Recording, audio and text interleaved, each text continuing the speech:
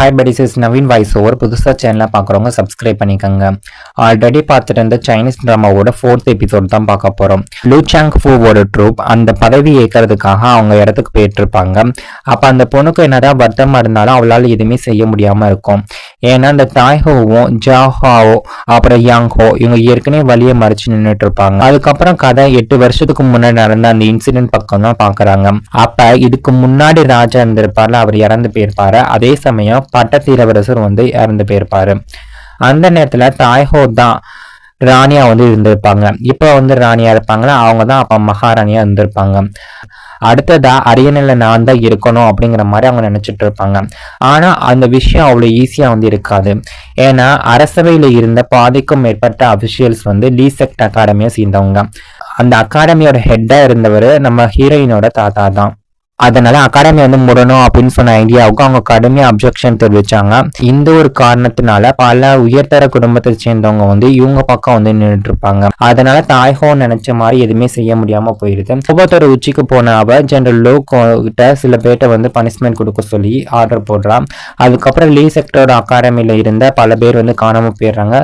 நிறைய பேர் மர்மமான முறையில உயிரிழந்துடுறாங்க. அதனால லீ செக்டர்ல இருக்கக்கூடிய மக்கள் அரசாங்கத்துக்கு எங்களுக்கு எந்த ஒரு தொடர்பு இல்லப்பா, நாங்க விலகிக்கிறோம் அப்படிங்கிற மாதிரி விலகிக்குவாங்க. நம்ம ஹீரோயின் படிச்ச அந்த லெட்டர்ல இந்த மாதிரி விஷயம் எல்லாமே போட்டிருக்கோம். இந்த லெட்டரை எழுதினவங்க வே ஷூஹாங்க நாங்க மீட் பண்ண போனேன், ஆனா அவர் என் கூட பேச மாட்டேன்னு சொல்லி அவாய்ட் பண்ணிட்டாரு அப்படிங்கிற மாதிரி போட்டுருந்துருக்கோம். அதை படிச்ச அடுத்த செகண்டே நம்ம ஹீரோயின் அதை எரிச்சிடுறாங்க. அவளோட கண்ணில் ஒரு கான்ஃபிடென்ட்டும் ஒரு சீக்ரெட்டும் தெரியுது. அவன் நம்ம ஹீரோக்கு பின்னால ஒரு பெரிய சீக்ரெட் மறைஞ்சிருக்கு போல அப்படிங்கிற மாதிரி அவளுக்கு தோணுது. அன்னைக்கு நம்ம ஹீரோயின் அரச குடும்பத்துக்கு சொந்தமான ஒரு கடைக்கு இன்ஸ்பெக்ஷன் வந்திருப்பாங்க. அப்ப வழியில சீனியர் பிரதர் வே ஷூஹாங்க மீட் பண்றாங்க. வே ஷூஹாங் ஏதோ கன்ஃபியூஷனா இருக்க மாதிரி இருக்கு. என்ன நடந்துச்சு அப்படின்னு அவருக்கே தெரியாத அளவுக்கு ஒரு மாதிரி தெளிவில்லாத மாதிரி இருக்காரு. ஆனா நம்ம ஹீரோயின் அவரை பார்த்த உடனே அடையாளம் கண்டுபிடிச்சிடுறாங்க. சின்ன வயசுல 2 பேரும் சேர்ந்து விளையாடிட்டு இருக்கும் போது ஒரு சிக்னல் வச்சு 2 பேத்துக்கு இடையில கம்யூனிகேட் பண்ணிக்குவாங்க. அதே மாதிரி சிக்னல் கொடுப்பாங்களா. இதை பார்த்தா வே ஷூஹாங் நம்ம ஹீரோயினை நேருக்கு நேர் மீட் பண்ணாம அங்க இருந்து தப்பிச்சு போக ட்ரை பண்றான். ஆனா உண்மையிலேயே அவன் அப்படி மறைஞ்சிருந்து நம்ம ஹீரோயின் ஃபாலோ பண்ணி அவங்க என்ன பண்றாங்க அப்படிங்கறத கவனிச்சுக்கிட்டே இருப்பான். இதுல இருந்து வே ஷூஹாங்க்கு நம்ம ஹீரோயினுக்கு ஏதோ ஒரு லிங்க் இருக்கு, அவங்களுக்கு இடையில ஏதோ ஒரு உண்மை மறைஞ்சிருக்கு அப்படிங்கிற மாதிரிதான் ஸ்டோரியில ரொம்ப பெரிய சஸ்பென்ஸ் கொண்டு வராங்க. அவன் தன்னோட குடும்பத்தோட தான் வாழ்ந்துட்டு இருப்பான். அவனுக்கு ஒரு ஒய்ஃப் அப்புறம் ஹெட் ஸ்டூடெண்ட்டும் இருப்பாங்க. ஹெட் ஸ்டூடெண்ட்ஸ் அப்படிங்கிறவங்க டீச்சர் யார் ரொம்ப டேலண்டான ஸ்டூடெண்ட்னு நினைக்கிறாங்களோ அவங்க தான் ஹெட் ஸ்டூடெண்டா மாற முடியும். அக்கௌண்ட்ஸ் டிபார்ட்மெண்ட்ல இருந்த ஒருத்தர் இதுக்கு முன்னாடி அவங்க கிட்ட ஹெல்ப் கேட்டு இருந்திருப்பாரு. இப்ப அந்த ஊர்ல மிச்சம் மீதி இருக்கிறது என்னன்னா பாஸ்ட்ல நடந்த இன்சிடென்ட்ல கிடைச்ச அந்த க்ளூ மட்டும் தான். 8 வருஷத்துக்கு முன்னாடி 2 பேரும் காணாம போயிருப்பாங்க. அதுக்கப்புறம் அவங்க திசை தெரியாம அலைஞ்சிட்டு இருந்திருப்பாங்க. அப்ப நம்ம ஹீரோயின் மட்டும் அவனை ஃபாலோ பண்ணிட்டே தேடிக்கிட்டே போயிட்டு இருந்திருப்பாங்க. இதுக்கிடையில ஈகிள் குரூப் தங்களோட குரூப் மெம்பர்ஸ் எல்லாத்தையும் ஒண்ணு சேர்த்துட்டு இருப்பாங்க. ஆனா நம்ம ஹீரோயின் இன்னும் திடீர்னு தன்னோட பழைய வாழ்க்கைக்கு திரும்ப போகவே இல்லை. அவங்களுக்கு அது போகவும் விருப்பம் இல்லை. இந்த ஒரு இன்சிடென்ட் எல்லாம் ஸ்டார்ட் ஆகிறதுக்கு முன்னாடியே ஒரு பெரிய பிளான் இருக்கிற மாதிரி போல தெரியுது. பல விஷயத்த கவனமா பார்த்தா அதை எல்லாத்தையும் எப்படி யூஸ் பண்ணலாம் அப்படின்னு ஒரு யோசனை கிடைக்கும். நம்ம ஹீரோயின் அதே மாதிரிதான் லைஃபும். நம்ம ஹீரோயின் எப்பவுமே எதையுமே நல்லா யோசிச்சு பிளான் பண்ணி தான் செய்வாங்க. செய்யறதுக்கு முன்னாடி யோசனை பண்ணணும் அப்படின்னு தான் அவங்களோட கொள்கையா இருக்கும். அப்படிதான் அவர் ரொம்ப காஸ்ட்லியான தரமான பட்டு துணி வாங்குறா. அதுக்கப்புறம் அவ ஒரு மெலடி சாங் கேட்டுக்கிட்டே ஒரு விசேஷமான ட்ரெஸ் தைக்க ஆரம்பிக்கிறா. அப்ப மெய்ட் அப்படி என்ன நூல் மேடம் இதுல யூஸ் பண்றீங்க அப்படின்னு கேக்குறாங்க. இந்த ட்ரெஸ் ஃபயர் ஸ்லிக் அப்படின்னு சொல்லக்கூடிய ஒரு அரிய வகைப்பாட்டால செய்யப்படுற ஒரு ட்ரெஸ். அதோட சிறப்பு என்ன அப்படின்னா அது ரொம்ப சீக்கிரமா தீப்பத்திக்கும். ஆனா நம்ம ஹீரோயின் இவ்வளவு வேலை மெனக்கட்டு செய்யறது எல்லாமே யாருக்கோ கிஃப்ட் கொடுக்கறதுக்கா இருக்கும் தான் நம்ம நினைப்போம். ஆனா அதுதான் இல்லை. இதுக்கு பின்னாடி பெரிய ஒரு இன்டென்ஷன் இருக்கு. இதுக்கடையில நம்ம ஹீரோ ரொம்ப சைலண்டா தான் இருப்பான். ராத்திரி பகலும் கூட தன்னோட ரூமை விட்டு வெளியே வராம அப்படியே ரூம்குள்ளேயே குட்டி போட்ட பூனையாட்ட இருப்பான். அவனோட ஃப்ரெண்ட்ஸ் ஃபேமிலி மெம்பர்ஸ் எல்லாரும் ரொம்ப நேரமா அவனுக்காக வெயிட் பண்ணிட்டே இருப்பாங்க. ஆனா அவன் வெளில வரல அப்படின்னு சொல்லிட்டு ரொம்ப வருத்தப்பட்டுட்டு இருப்பாங்க. அன்னைக்கு ஏதோ ஒண்ணு சரியில்லை அப்படின்னு நினைச்சதுனால ஒருத்தர் கதவை தந்துட்டு உள்ள போய் பாக்குறாரு. ரூம்குள்ள போனதும் அங்க இருந்த பொருள்லாம் அங்கிட்டு இருந்து சதறி கிடைக்கும். எல்லாமே உடஞ்சு போய் கலைஞ்சு போய் கிடக்கும்.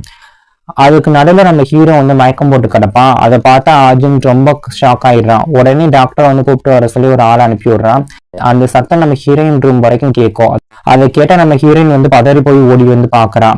அப்ப அப்ப ஜின் வந்து ரொம்ப அவசரமா நம்ம ஹீரோவை வந்து பெட்ரூம்க்கு வந்து கொண்டு போக சொல்லிட்டு இருப்பான். நம்ம ஹீரோயின் பின்னாலே போறாங்க. ஆனா அவங்க போறதுக்குள்ளே கதவை மூடிடுறாங்களா. ஆனா உள்ள என்ன நடக்குதுன்னு அவங்களால பார்க்க முடியல. இதனால அவ ரொம்ப அதிகமா கவலைப்பட ஆரம்பிக்கிறான். சரி, நம்ம ஹீரோவோட ரூம்ல என்ன நடந்திருக்குமோ, அவனுக்கு என்ன ஆச்சும் ஏதாச்சும் அவன் உயிர் பிழைப்பான செத்துக்கிட்டு போயிட்டானா என்னடா பண்றது அப்படின்னு சொல்லிட்டு அவங்க ரொம்ப பயந்துட்டு இருப்பாங்க. அதுக்கப்புறம் நம்ம ஹீரோட ஸ்டடி ரூமுக்கு வந்து போய் பாக்குறாங்க. அங்க போய் பார்த்தா நிறைய பொருட்கள்லாம் செதறி கிடக்கும்ல, அதெல்லாம் பாக்குறாங்க. நம்ம ஹீரோயின் யார புத்திசாலியாச்சு, இதுக்கு முன்னாடி என்ன நடந்திருக்கும் அப்படிங்கறத வந்து அப்போ ஸ்கிரீன் இழுத்து பார்த்ததும் அவங்களுக்கு ஏதோ ஒண்ணு இங்க நடந்திருக்கு போல அப்படிங்கிற மாதிரி தெரியுது. அப்படிங்கிற மாதிரி அவங்க கெஸ் பண்ணி வச்சிருப்பாங்க. ஹீரோவோட மனசுல ஆழமா பதிஞ்ச அந்த பழைய விஷயங்கள் வந்து அவனுக்கு ரொம்ப வேதனை வந்து கொடுத்துட்டு இருக்கு அப்படிங்கறது அவங்களுக்கு ஞாபகம் இருக்கு. பாஸ்ட்ல நடந்த சில மோசமான சம்பவங்கள் வந்து நம்ம ஹீரோவை இன்னும் துரத்துக்கிட்டே தான் இருக்கு. அதுல ஒண்ணு அவனோட அண்ணனுக்கு வந்து மரண தண்டனை வந்து கொடுத்துருப்பாங்களா, அதுக்காக கொடுக்கப்பட்ட அந்த அரசாணையை வந்து நினைவுபடுத்துற மாதிரி இருக்கக்கூடிய ஒரு நினைவு பலகை. சோ அந்த போர்டு வந்து அங்க இருக்கும். அது மட்டும் இல்லாம ஒரு துறவியோட அண்ணன் எழுதின கடிதமும் அங்க இருக்கும். அந்த டாக்குமெண்ட்ஸ்ல பொய்யான குற்றச்சாட்டு வந்து போட்டிருக்காங்க. அப்புறம் நிறைய திங்ஸ் வந்து ஜப்தி பண்ணியிருக்காங்க அப்படிங்கிற மாதிரி வந்து அதுல குறிப்பிட்டிருக்கும். இந்த எல்லா திங்ஸும் நம்ம ஹீரோக்கு பாஸ்ட்ல நடந்த அந்த கசப்பான சம்பவத்தை மறுபடியும் ஞாபகப்படுத்திக்கிட்டே இருக்கும். ஹீரோயின் வந்து அந்த ஸ்டெடி ரூம்குள்ள வந்தது கூட அவங்களோட பழைய கசப்பான சம்பவத்தை வந்து மறுபடியும் வந்து ஞாபகப்படுத்துமோ அப்படிங்கிற மாதிரி அவங்களுக்கு தோணுது. ஸோ அந்த ரூம்ல மிச்சம் மீதி இருந்தது துக்கமும் வேதனையும் மட்டும்தான் அப்படிங்கிற மாதிரி இருக்கும். அந்த அளவுக்கு அந்த ரூம் ரொம்ப மோசமா இருக்கும். கொஞ்ச நேரம் கழிச்சு நம்ம ஹீரோ வந்து மெதுவா கண்ணை திறந்து பாக்குறான். ஆனா அவன் கண்ணை திறந்ததுக்கு அப்புறம் என்ன நடந்துச்சு அப்படிங்கிறது தெரியல. நம்ம ஹீரோட முகம் முழுக்க அப்படி ஸ்ட்ரெஸ்ஸா இருக்கு. ரொம்ப அவன் கடுப்பில் இருக்க மாதிரி இருக்கு. அதை பார்த்தா எல்லாரும் ரொம்ப கவலைப்படுறாங்க. ஆனா டாக்டர் வந்து பயப்பட வேணாம், பெரிய பிரச்சனைனா எதுவுமே இல்ல, சாதாரண காய்ச்சல் மட்டும்தான் அப்படின்னு சொல்றாரு. அதுக்கப்புறம் திடீர்னு ஒரு பெரிய சத்தம் கேக்குது. ஸ்டெடி ரூம் வந்து தீப்பிடிச்சிருச்சு அப்படின்னு எல்லாரும் வந்து கத்திட்டு இருப்பாங்க. அந்த ரூம்ல இருந்த லெட்டர்ஸ் அப்புறம் மெமரியால வச்சிருந்த பொருட்கள் எல்லாமே நம்ம ஹீரோக்கு ரொம்ப இம்பார்ட்டன்டானது. ஆனா அது எல்லாத்துக்கும் தீய வச்சு விட்டது நம்ம ஹீரோயின் தான். அவங்க இவனுக்கு இதெல்லாம் தேவையே இல்லாதது, இந்த திங்ஸ் எல்லாம் இருக்கிற வரைக்கும் அவனுக்கு அந்த கசப்பான சம்பவம் தான் மறுபடியும் ஞாபகப்படுத்திக்கிட்டே இருக்கும். அதனால நான் தீய வச்சு விட்டேன் அப்படிங்கிற மாதிரி அவங்க மனசுக்குள்ளேயே நினைச்சிட்டு இருப்பாங்க. ஏற்கனவே ரொம்ப மன அழுத்தத்துல இருந்து நம்ம ஹீரோ அவன் ஞாபகார்த்தமா வச்சிருந்த அந்த பொருட்கள் எல்லாத்தையும் வந்து எரிஞ்சு போச்சுல, அதனால இன்னும் ரொம்ப ஸ்ட்ரெஸ் அவனுக்கு அதிகமாயிருது. ரொம்ப கோவப்பட்டுட்டு இருப்பான். ஏன்னா பாஸ்ட்ல நடந்த அந்த வேதனையான இன்சிடென்ட் எல்லாத்தையுமே வச்சு அதே மனசுக்குள்ள வச்சுட்டு கஷ்டப்பட்டுட்டே இருந்தா மனசு வந்து குணமாகாது. சில நேரத்துல நம்ம மனசுக்கு வந்து கஷ்டமா படுறத வந்து விட்டுறது தான் நல்லதா இருக்கும். அப்படி செஞ்சா வாழ்க்கை வந்து கொஞ்சம் ஈஸியாவும் அமைதியாவும் இருக்கும். சரி போய் பாருங்க, போங்க நெருப்புக்குள்ள போங்க அப்படின்னு சொல்லிட்டு இருப்பாங்க. ஆனா மேட்ஸ் உடனே ஓடி வந்து உள்ள போகாதீங்க அப்படின்னு சொல்லி தடுத்துட்டு இருப்பாங்க. நம்ம ஹீரோயின் வந்து இப்படி தீ வச்சது ரொம்ப டேஞ்சர் போல அப்படிங்கிற மாதிரி வார்ன் பண்ணிட்டு இருப்பாங்க. ஆனா அப்ப யார் அங்க வந்தாங்க, என்ன நடந்துச்சு அப்படின்னு யாருமே கவனிக்க மாட்டாங்க. ஆனா நம்ம ஹீரோயின் தான் எடுத்த டெசிஷன் வந்து கரெக்ட் தான் அப்படிங்கிறது மாதிரி ரொம்ப உறுதியா இருப்பாங்க. இதுக்கடையில நம்ம ஹீரோ வந்து ரொம்ப கோபத்துல இருப்பான். அவனோட அந்த பழைய பொருள் அப்புறம் ரொம்ப மெமோரியலா வச்சிருந்த பொருள் எல்லாம் தீப்பிடிச்சு எரிஞ்சு போயிருக்கும்ல, அதனால ரொம்ப டென்ஷன்ல இருப்பான். கடைசியில நம்ம ஹீரோயின் அவன் கூட வந்து பேச சமைச்சதுக்கு அப்புறம் தான் நிலைமை கொஞ்சம் அமைதியாகுது. அப்ப நம்ம ஹீரோயின் வந்து அவன்கிட்ட மெதுவா கேட்கிறான், இந்த சீக்கிரட்டான ரொம்ப கசப்பான இன்சிடென்ட் எல்லாம் இன்னும் எத்தனை நாளைக்கு தான் உங்க மனசுக்குள்ளே வச்சுட்டு இருக்க போறீங்க அப்படிங்கிற மாதிரி கேட்பாங்க. ஆனா நம்ம ஹீரோ வந்து அதை பத்தி பெருசா பேச விருப்பம் இல்லாதனால எதுவுமே சொல்ல மாட்டான். அவனோட ஒரே இன்டென்ஷன் என்ன அப்படின்னா ஹீரோயினை வந்து தாங்கிட்ட இருந்து தள்ளியே வைக்கணும் அப்படிங்கிறதுதான். நீ உடனே உன்னோட மலைக்கு போ, நீ ஒண்ணு என் வீட்டுல இருக்க வேணாம், உனக்கு ஒழுங்கா பொண்டாட்டிய நடந்துக்கிறதுக்கு வந்து தெரியல அப்படிங்கிற மாதிரி திட்டிட்டு இருப்பான். ஹீரோ சொன்ன இந்த வார்த்தையெல்லாம் கேட்கவும் ஹீரோயினுக்கு மனசு கொஞ்சம் கஷ்டமா தான் இருக்கும். ஆனா நம்ம ஹீரோயின் லெஸ் பட்டாலா அப்படியே விட்டுருவாங்களா, இல்ல. ஏன்னா இப்ப அவ ரொம்ப சட்டப்பூர்வமா நம்ம ஹீரோவோட பொண்டாட்டி ஆயிட்டான். நம்ம ஹீரோக்கு எந்த அளவுக்கு பவர், அதிகாரம், அப்புறம் பதவி, செல்வாக்கு எல்லாமே இருக்கும், அதே அளவுக்கு நம்ம ஹீரோயினுக்கும் வந்து இருக்கும். சோ இதெல்லாம் நம்ம ஹீரோயின் வந்து நம்ம ஹீரோயினை வந்து ஹீரோ இங்க இருந்து போ அப்படின்னு இனிமேல் சொல்லவே முடியாது. அதையும் ரொம்ப முக்கியமா நம்ம ஹீரோயின் வந்து ப்ராமிஸ் பண்றாங்க, நான் கல்யாணம் பண்ணி வந்ததுக்கு அப்புறம் இந்த குடும்பம் வந்து என்னோட குடும்பம் மாதிரி, அதனால இந்த குடும்பத்தோட பழைய பெருமை எல்லாத்தையும் நான் கொண்டு வரதுக்கு ஹெல்ப் பண்ணுவேன், அது மட்டும் இல்லாம சந்தோஷத்திலும் துக்கத்திலையும் உங்களோட வந்து நான் இருப்பேன் அப்படின்னு ப்ராமிஸ் பண்றாங்க. ஹீரோயின் சொன்ன அந்த வார்த்தையெல்லாம் கேட்கும் போது நம்ம ஹீரோக்கு ரொம்ப கன்ஃபியூஷனா வந்து இருக்கு. இந்த பொண்ணு உண்மையில என்னதான் நினைக்கிறான் அப்படிங்கறத அவனால புரிஞ்சுக்கவே முடியல. நம்ம ஹீரோயின் ரொம்ப வித்தியாசமா இருக்காங்க அப்படின்னு நினைக்கிறான். ஏன்னா அவ மற்ற பொண்ணுங்க போல இல்லாம அவ தனித்துவமா வந்து தெரியுறா அப்படிங்கிற மாதிரி நம்ம ஹீரோ நினைச்சிட்டு இருப்பான். இதே நேரத்துல இவங்க 2 பேரும் பேசி முடிச்சதுக்கு அப்புறமேட்டுக்கு ஹீரோ அங்க வந்து வெளில வருவான். அப்ப இதை பத்தி நினைச்சுக்கிட்டே இருப்பான். அது ரொம்ப சைலண்டா இதை பத்தி ஆழமா யோசனை பண்ணிட்டு இருப்பான். ஏதோ ஒரு உண்மையை அவன் கண்டுபிடிச்சிட்டானோ அப்படிங்கிற மாதிரி தான் தோணுது. இன்னொரு பக்கம் ஜெனரல் லூ சாங் ஃபூவை தான் காட்டுறாங்க. அவன் தன்னோட புது பதவி ஏற்கிறதுக்காக வே பகுதியை நோக்கி வந்து டிராவல் பண்ணிட்டு இருப்பான். அப்ப திடீர்னு அவனுக்கு ஒரு கிஃப்ட் வருது. அது ரொம்பவும் அழகான காஸ்ட்லியான அந்த பட்டாடை புகழ்பெற்ற இன் குடும்பம் வந்து அனுப்பியிருப்பாங்க. அந்த குடும்பம் கேபிட்டல்ல ஒரு பெரிய குடும்பமா வந்து இருக்கும். ஃபர்ஸ்ட் ஜெனரலும் அவங்களோட ஒய்ஃபும் இதை வந்து அரண்மனையில இருந்து வந்த கிஃப்ட் அப்படின்னு நினைச்சிட்டு இருப்பாங்க. அது மட்டும் இல்லாம கூடிய சீக்கிரமே புது வில்லேஜ் ஹெட்டும் அப்புறம் புது ஆர்மி கவர்னரும் வந்து வரப்போறாங்க அப்படிங்கிற இன்ஃபர்மேஷன் வந்து வருது. இதுக்கடையில இன்னொரு பக்கம் நம்ம ஹீரோவை தான் காட்டுறாங்க. நம்ம ஹீரோயின் இதுக்கு முன்னாடி ஒரு சில வார்த்தையெல்லாம் சொல்லியிருப்பாங்களா, அதெல்லாத்தையும் நம்ம ஹீரோ ரொம்ப ஆழமா யோசனை பண்ணிக்கிட்டே இருப்பான். அப்ப அவனோட ஹெட் ஸ்டூடெண்ட் ஒருத்தி அங்க வந்து நம்ம ஹீரோ கிட்ட வந்து கேட்டுட்டு இருப்பான். கிரவுன் பிரின்ஸ் அந்த 4 திங்ஸை பத்தி ரொம்ப கவலைப்பட்டு இருக்காரு அப்படின்னு சொல்லிட்டு இருப்பான். ஸோ புது தளபதி வந்து பொறுப்பேற்க போறதுனால அதுக்குள்ளேயே ஒரு சொல்யூஷன் வந்து கண்டுபிடிக்கணும் அப்படிங்கிற மாதிரி அவங்க பேசிட்டு இருப்பாங்க. உண்மையிலே கிரவுன் பிரின்ஸ் தன்னோட எனிமீஸ் எல்லாத்தையும் வந்து சீக்கிரட்டா ரிமூவ் பண்றதுக்கு போட்ட பிளான்ல ஒரு பார்ட்டா தான் இது இருக்கும். அதுக்காக யூஸ் பண்ண முக்கியமான வெப்பன் நம்ம ஹீரோயின் ப்ரிப்பேர் பண்ண அந்த விசேஷமான ட்ரெஸ்ஸா கூட இருக்கலாம். அந்த ட்ரெஸ் லூ சாங் ஃபூ கிட்ட வந்து கட்டா போய் சேரணுங்கிற எல்லா ஏற்பாடும் பண்ணது நம்ம ஹீரோயின் தான். கொஞ்ச நாளைக்கு அப்புறம் லூ சாங் ஃபூவோட அணிவகுப்பு கேபிட்டலுக்கு வந்து வருது. அவரோட கரேஜ் வந்து நம்ம ஹீரோயின் கடையை தாண்டி போகுமா, அதை பார்த்து நம்ம ஹீரோயின் வந்து ரொம்ப திருப்தியா நல்லா சிரிச்சிட்டு இருப்பாங்க. அப்ப அவங்களோட மெய்ட் வந்து மேடம் ஏன் இவ்வளவு சந்தோஷமா இருக்கீங்க, என்ன காரணம் அப்படின்னு சொல்லி கேட்கறாங்க. அதுக்கு நம்ம ஹீரோயின் வந்து எனக்கு நல்ல நட்சத்திரத்தை பார்த்திருக்கேன் போல, நல்ல அறிகுறியெல்லாம் தெரியுது, கெட்டதெல்லாம் வந்து செத்து நல்லது வரப்போகுது போல அப்படிங்கிற மாதிரி சொல்லிட்டு இருப்பாங்க. ஆனா உண்மையிலே நம்ம ஹீரோயினோட மனசுல வேற ஒரு சீக்ரெட் ஓடிட்டு இருக்கு. அடுத்த நாள் காலையில ஒரு நியூ இன்சிடென்ட் வந்து நடக்க போகுது. ஏன்னா லூ சாங் ஃபூ தன்னோட புது பொறுப்பை ஏற்கிறதுக்கும் அப்புறம் மரியாதை செலுத்துறதுக்கும் கோர்ட்டுக்கு வந்துட்டு இருப்பான். அப்ப கிரவுன் பிரின்ஸோட அந்த சீக்ரெட்டான பிளானும் வந்து செயல்பட ஆரம்பிக்குது. நிறைய பேர் ரொம்ப கவலையோட வந்து பார்த்துட்டு இருப்பாங்க. இந்த லீ சாங் ஃபூனா போய் ஜெனரல் ஆக போறானா அப்படிங்கிற மாதிரி, அதாவது கவர்னர் ஆக போறானா அப்படிங்கிற மாதிரி.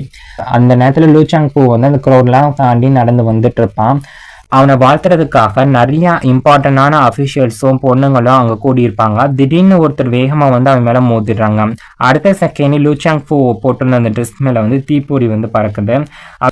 லூ சாங் ஃபூ வந்து கோவப்படுறதுக்குள்ள மோயாங் வந்து அங்கே வந்துடுறாரு. லூ சாங் ஃபூ வந்து இப்போ அவருக்கு வந்து மரியாதை செலுத்தணும் அப்படிங்கிற சடங்கை வந்து முடிக்கணும் அப்படிங்கிற ஒரு நிலைமை வந்து வருது. அப்போ எதிர்பாராத விதமாக அவன் போட்டிருந்த ட்ரெஸ் வந்து திடீர்னு தீ பிடிச்சிக்குது. அடுத்த செகண்ட் அந்த தீ வந்து ரொம்ப வேகமா போய் ஸ்ப்ரெட் ஆகிட்டே இருக்கு. இதை பார்த்து அங்க இருந்து எல்லாரும் ரொம்ப ஷாக் ஆயிடுறாங்க. இவ்வளவு பெரிய இன்சிடென்ட்டுக்கு லூ சாங் ஃபூ தான் காரணம் அப்படிங்கிற மாதிரி நிறைய பேர் வந்து பிளேம் பண்ணிட்டு இருப்பாங்க. அதனால அந்த இடம் ஃபுல்லா ரொம்ப கன்ஃபியூஷன்லயும் ரொம்ப பரபரப்புலையும் வந்து இருக்கும். இந்த ஒரு இன்சிடென்ட்டை பார்த்த ஹையர் அஃபீஷியல்ஸும் அங்க வந்திருந்த ஜெனரல்ஸும் ரொம்ப ஷாக் ஆயிடுறாங்க. இந்த ஒரு இன்சிடென்ட் நம்ம ஹீரோக்கு தன்னோட அண்ணன் வந்து ஞாபகப்படுத்துது. பல வருஷத்துக்கு முன்னாடி ஹீரோவோட அண்ணன் ஹீரோ கிட்ட சொல்லாம கொள்ளாம கூட தன்னோட ட்ரூப்ஸ் எல்லாம் கூட்டிகிட்டு கேபிட்டலுக்கு வந்து திரும்பி வந்திருப்பான். அந்த சமயத்துல நம்ம ஹீரோ வந்து போர்ல போராடி வெற்றி பெற்றிருந்திருப்பாரு. எதிரியோட படையோட பெரும்பான்மையான பகுதி எல்லாத்தையும் வந்து இவர் அழிச்சிருப்பாரு. ஆனா அந்த போர் நம்ம ஹீரோ வந்து ரொம்ப மோசமா காயமடைஞ்சனால 2 காலும் வந்து ரொம்ப பாதிக்கப்பட்டு ஊனமுத்தவரா வந்து மாறி இருப்பாரு. அதாவது 2 காலும் நடக்க முடியாம இருக்கும். அவரோட அண்ணன் மட்டும் தன்னோட ட்ரூப்ஸை வந்து கேபிட்டலுக்கு கூட்டிட்டு வந்திருப்பாரு. அப்ப அவர்கிட்ட கவர்மெண்ட் ஆர்டர் இருந்ததா அபிஷியல்ஸ் எல்லாரும் வந்து கன்ஃபார்ம் பண்றாங்க. இதுக்கு முன்னாடி ராஜாவா இருந்திருப்பார்ல, அவர் தான் வந்து திரும்ப வர சொல்லி வந்து ஆர்டர் போட்டிருப்பாரு அப்படின்னு சொல்றாங்க. ஆனா அவர் வந்தப்ப இதுக்கு முன்னாடி ராஜாவா இருந்தவர் ஏற்கனவே இறந்து போயிட்டாரு அப்படிங்கிற ஒரு நியூஸ் கிடைக்குது.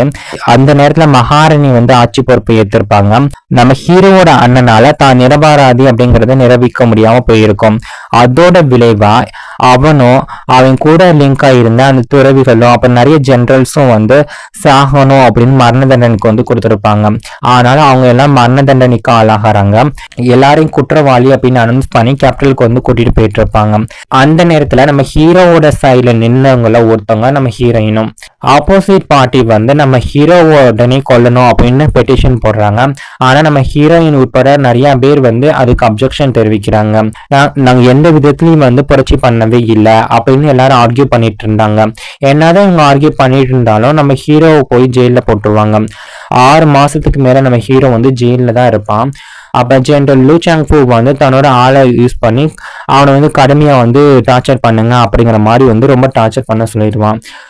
சில நேரத்துல சாப்பாடு கூட கொடுக்காம ரொம்ப டார்ச்சர் பண்ணிட்டு இருப்பாங்க. ஆனா நம்ம ஹீரோயின் வந்து சீக்கிரட்டா கொடுத்த அந்த ஸ்நாக்ஸ் சாப்பிட்டு தான் அவன் உயிர் வாழ்ந்துட்டு இருந்திருப்பான் நம்ம ஹீரோ. கடுமையான அந்த சுச்சுவேஷன்ல கூட அவன் மனசை விடாம ரொம்ப தைரியமா வந்து இருந்திருப்பான். ஆனா அவனை பத்தி கவலைப்படுறதுக்கு அங்க யாருமே இல்லை. மூயாங்க்கு வந்து சப்போர்ட்டா இருந்தவங்க மட்டும்தான் அதிகாரத்தை வந்து நல்லா அனுபவிச்சுட்டு இருந்திருப்பாங்க. அவங்க நம்ம ஹீரோவை வந்து தொடர்ந்து அவமானப்படுத்திட்டே இருந்திருப்பாங்க. 6 மாசம் கழிச்சு கிரவுன் பிரின்ஸ் வந்து சீக்கிரட்டா அதிகாரத்தை தன்னோட கையில எடுக்க ஆரம்பிக்கிறாரு. யார் நல்லவங்க யார் கெட்டவங்க அப்படிங்கறத அவர் நல்லா தெரிஞ்சு வச்சிருந்தாரு. அதனால எனிமி குரூப்பை எப்படியாவது அழிக்கணும் அப்படிங்கிறதுக்காக நம்ம ஹீரோவோட ஹெல்ப்பை வந்து கேட்கிறாரு. அதே சமயம் யான்ஃபாங் அப்படிங்கிற ஒரு ஆர்மி கவுனரை பாதுகாக்கிறது ஒரு இம்பார்ட்டன்டான ஒர்க்கா இருந்துச்சு. அவரை கொல்ல கிரவுன் பிரின்ஸோட எனிமி வந்து கொலகாரங்களை வந்து அனுப்பி வச்சிருந்திருப்பாங்க. ஃபர்ஸ்ட் அட்டம்ப்ட்ல யான்ஃபாங் கிட்டத்தட்ட சாக போற நிலைமைக்கு போயிருந்திருப்பாரு. ஆனா சரியான நேரத்துல நம்ம ஹீரோவும் அவரோட குரூப்பும் வந்து அவரை காப்பாத்திடுறாங்க. அதுக்கப்புறம் அவரை பாதுகாப்பான இடத்துக்கு வந்து கூட்டிட்டு போறாங்க. அப்படி டிராவல் பண்ணிட்டு இருக்கும் போது யான்ஃபாங் வந்து பல முக்கியமான ரகசியத்தை எல்லாத்தையும் வெளில சொல்றாரு. அப்புறம் மறைச்சு வச்சிருந்த அந்த எவிடன்ஸ் எல்லாமே எங்க இருக்கு அப்படிங்கிறதையும் சொல்லிட்டு இருப்பாரு. இதுக்கடையில கிரவுன் பிரின்ஸ்க்கு ரொம்ப நம்பிக்கைக்குரிய ஒரு ஆள் வந்து அங்க வர்றாரு. அவங்க யான்ஃபாங்க வந்து கூட்டிட்டு போக வந்ததா வந்து சொல்றாங்க. ஃபர்ஸ்ட் எடுத்தோடனே நம்ம ஹீரோக்கு வந்து சந்தேகம் வரும், அப்படின்னா அனுப்ப மாட்டாங்களே அப்படின்னு. ஆனா கிரவுன் பிரின்ஸ் வந்து தன்னை எந்த அளவுக்கு நம்புறாரு அப்படிங்கிற நினைச்சதுக்கு அப்புறம் சரி எதா இருந்தாலும் இது ஒரு ஒர்க்கு, அதை நம்ம ஏத்துக்கணும் அப்படின்னு ஹீரோ வந்து அதை ஏத்துக்குவான். இதெல்லாம் இன்சிடென்ட் நடந்த நாள் எந்த நாள் தெரியுமா? நம்ம ஹீரோவோட கல்யாண நாள். அதனால அவசரமா அவனோட வேலையெல்லாம் முடிச்சுட்டு நம்ம ஹீரோ வந்து அவனோட பேலஸ்க்கு வந்து திரும்ப வருவான்.